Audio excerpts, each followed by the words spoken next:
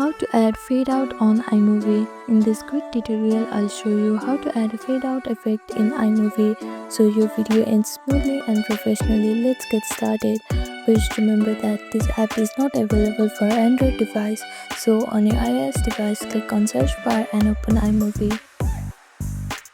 After that, open a project in iMovie and go to the end of your timeline where you want to add the fade out to happen.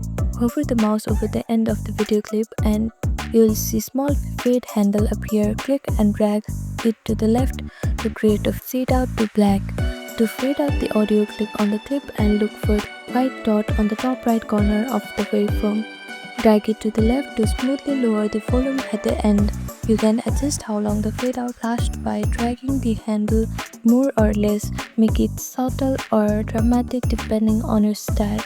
And that's it. This is how you add fade out on iMovie project. Thank you for watching this video. Please do not forget to like, share and subscribe to our channel and comment down below if you have any other queries. Thank you.